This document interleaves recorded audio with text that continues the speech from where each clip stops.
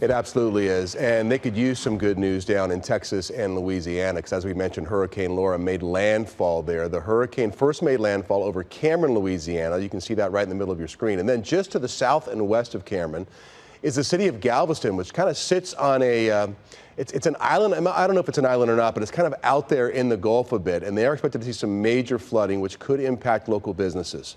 So this morning we're talking to Johnny Smecca, who's the president of the Galveston Restaurant Group. Hi, Johnny. How are you? Are you in a safe place, morning, first Charlie. of all? I appreciate you being here. Yes. Thank you for having me. Okay, good. And so Galveston, I wouldn't say you sit. Is it an island that you're on? I know you're separated from the main coast of Texas. You're correct. It's a barrier island just off the coast of Texas. So yes, we are only connected by a bridge. So not a great place to be in a hurricane, I wouldn't imagine. What are you seeing this morning, and what did you see overnight? So our downtown locations on Post Office Street had about a foot of water up to the curb, so which is about 3 or 4 feet above the normal tide area. So we did have standing water in the streets, but nothing in the businesses like Tropical Storm Harvey back a few years ago. And that's good news. So Harvey did hit you pretty hard then? Yeah, Harvey put about 2 feet of water in all of the downtown restaurants. So those locations had to be scrubbed and disinfected, and all the food thrown out, and all those things that we always have to do during these tough times. You know, and I'm glad you brought that up, because you own do you own 8 restaurants, or you manage 8 restaurants? Correct. Is that, okay, so obviously you've got a big footprint of businesses there. And this is something, I'm not saying to this extent, but you deal with hurricane season every year, and you never know when one of these things is going to hit you. You know, growing up in the West and the Southwest, I've never been through one of these. Can you explain what it's like to go through one of these hurricanes? Yeah, it starts, you know, when the storm gets named, and usually that's, you know, in about 5-6 days out from coming into the Gulf of Mexico.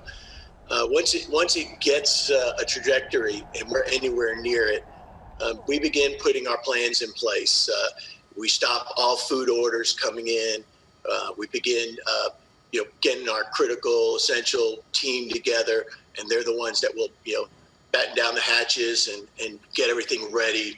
And then, you know, when the city calls a voluntary evacuation, that's when we close down. We allow our staff to leave the island and get to higher ground. We've been through a lot of these over the last 47 years now.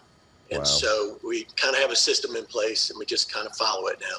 So I understand that you're actually planning on doing some sort of food service. Was it this afternoon or this evening?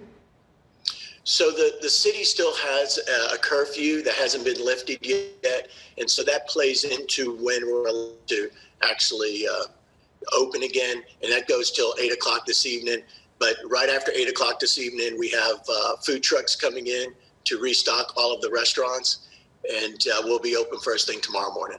Johnny, we're almost out of time. I got in about 20 seconds. Can you tell me what it's like to sit there while this storm is happening outside of wherever you are? You know, we watch the coverage, and we literally just sit on pins and needles. It's the scariest thing ever, because we're not there. We don't know what happens, and then we have to wait for the after, you know, photos or video. And we've been back to total destruction before, and we're now going back to being able to reopen. It's not a fun thing to go through, but as long as your family is safe, the rest of it's okay. Johnny, yeah, that puts it in perspective. Thank you so much for joining us, and good luck through this storm. Hopefully everything is going to be okay for you there. Thanks for talking with us this morning. Thank you, Appreciate Troy. it. We continue our coverage on Hurricane Laura.